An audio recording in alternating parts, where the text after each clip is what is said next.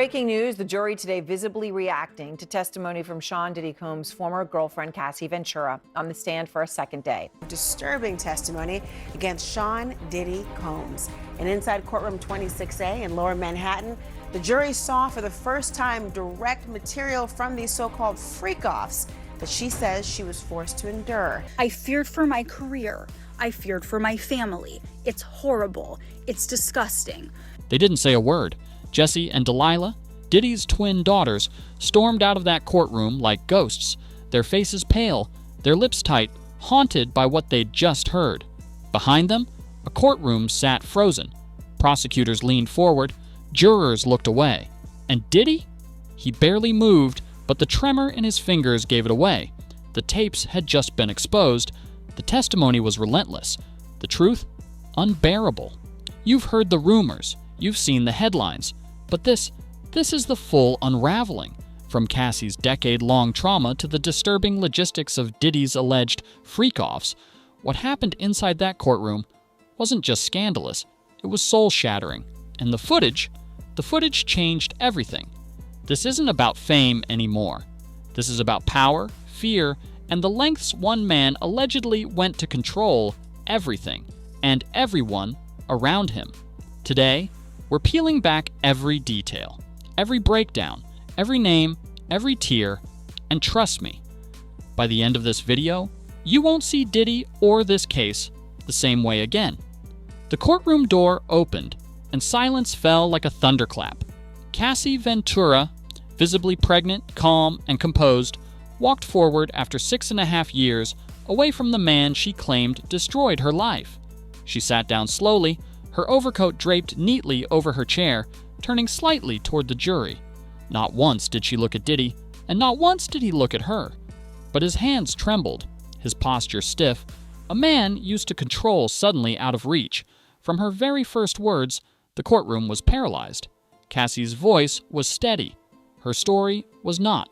She detailed how she met Diddy at 19, young, ambitious, starstruck.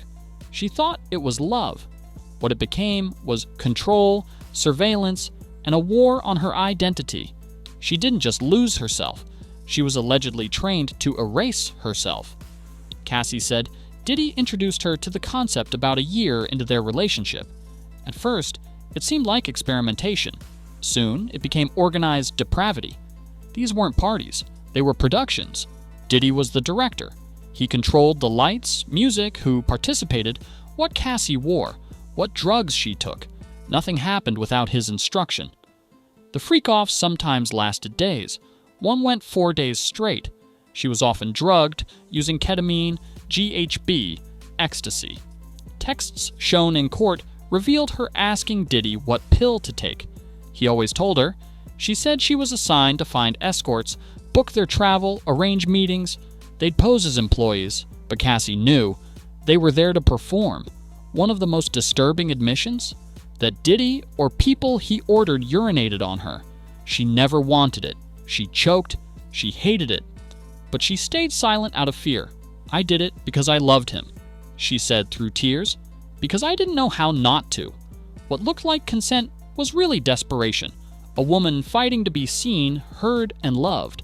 As the testimony became more graphic, a sudden shift occurred. Jesse and Delilah, Diddy's twin daughters, stood up and walked out. No words, no looks back, just silence. Outside, paparazzi swarmed. Their faces were downcast, body language tense. It wasn't just discomfort, it was devastation. Inside the courtroom, Diddy's sons sat frozen. His mother, Janice, barely moved. His empire wasn't just being dismantled by prosecutors, it was collapsing from within. The courtroom energy changed. This wasn't just a man on trial. This was a father, a mogul, a cultural titan, unraveling. Cassie's testimony walked the razor's edge between participation and coercion. Did she ever say no? Not in words. But was it clear she didn't want it? According to her, yes. Every time. The defense pointed to the absence of direct threats, but prosecutors argued fear can be louder than words. They showed the infamous 2016 hotel video, Diddy kicking Cassie, dragging her to the ground. Defense attorneys admitted it was abuse, but not racketeering. They argued it was a toxic relationship, not a criminal enterprise, but Cassie painted a different picture. A system. Controlled travel, medication, labor, and surveillance. She was the centerpiece, not a partner, a prisoner with a pretty face. Under oath, Cassie dropped names. David James, Christina Courtroom, both allegedly sent by Diddy to watch her, to check in, to monitor her whereabouts.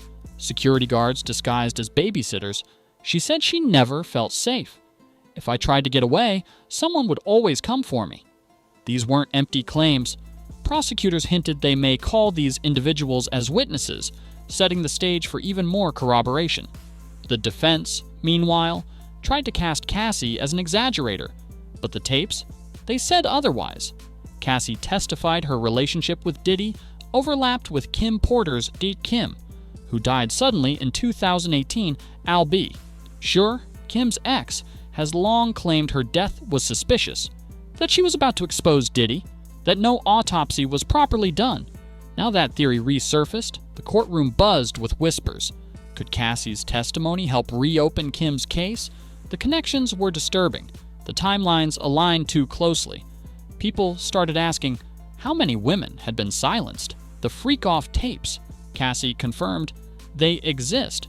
The court is debating whether to show them publicly or privately to the jury. The defense insists they're private videos, not evidence, but prosecutors argue they show control, coercion, and abuse visually. One clip allegedly shows Cassie being instructed, drugged, and humiliated, all while Diddy watches. If shown, this could shift everything. If the jury sees the difference between Cassie's calm courtroom presence and what's on that tape, it could solidify her as a victim, or, as the defense fears, paint her as complicit. Cassie revealed she signed a 10-album deal with Bad Boy Records. 10 albums. Over 10 years. She delivered barely 2. Why? Because she said the studio sessions became trapdoors. Diddy allegedly used her music career as leverage. Do this freak off, be obedient, then we'll talk studio. She was promised stardom. She was handed servitude, and no one in the industry spoke up. Why? Because Diddy was untouchable. Until now. Make no mistake, this isn't just about sex or even abuse. This is about systems. The way fame masks control. The way money protects predators. The way power silences truth. Diddy's defense says this is a relationship gone wrong, but prosecutors say this was trafficking, organized, repeated, documented. Cassie's current husband, Alex Fine, showed up in court. He stood by her. Even when the defense tried to suggest he sent Diddy threatening texts, the defense wants to confuse the jury. The prosecution wants to break their hearts. As the courtroom echoed with Cassie's words, the outside world erupted. News vans lined the sidewalks. Hashtags like #Justice for Cassie and #Diddy trial trended worldwide. The headlines weren't vague anymore. They were surgical. Inside the freak-off tapes, what Cassie revealed in court. Diddy's daughters flee. Courtroom after graphic testimony. Industry giants, silent as empire collapses. Social media exploded. Victims from across the entertainment industry began sharing their own horror stories. Anonymous posts on Reddit and TikTok whispered about Diddy's parties, coded language, and strange NDAs. A-list collaborators unfollowed him.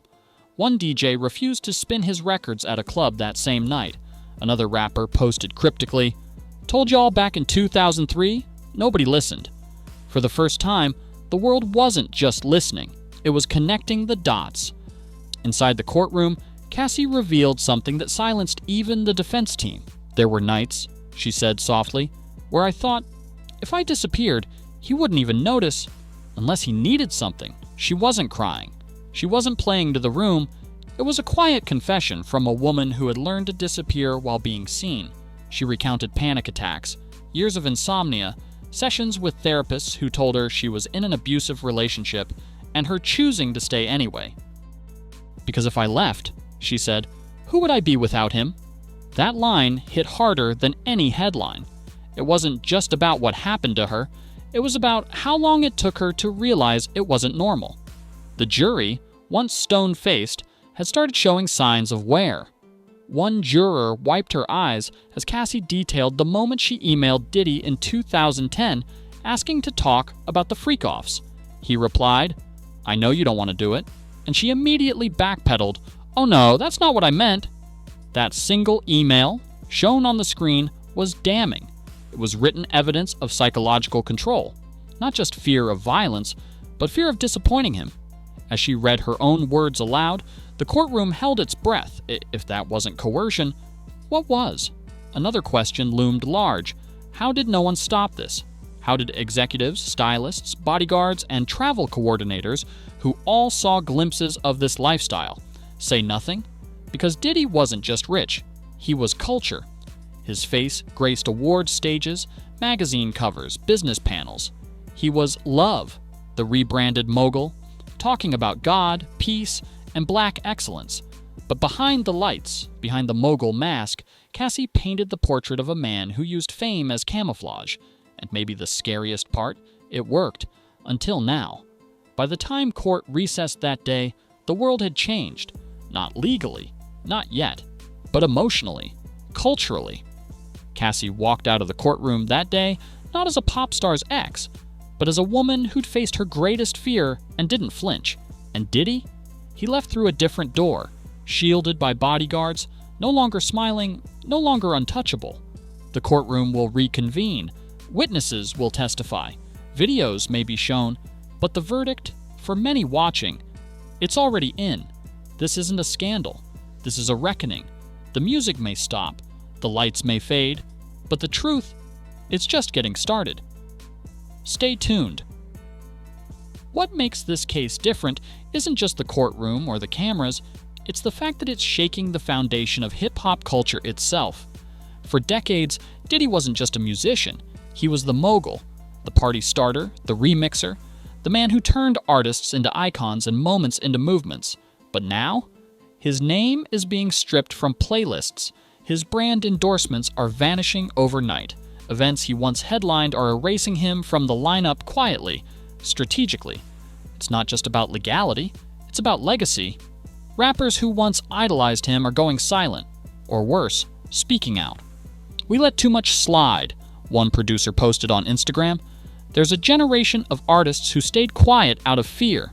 Fear of blacklisting, fear of lawsuits, fear of Diddy himself. But now, the silence is cracking, and the industry is watching who speaks and who doesn't.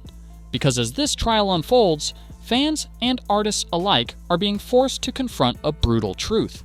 You can't separate the art from the artist when the art was built on suffering. And in hip-hop, a culture that's always prided itself on truth, struggle, and survival, that reckoning hits harder than most. While the world watches Diddy's empire unravel, something even more important is unfolding quietly. Cassie's journey back.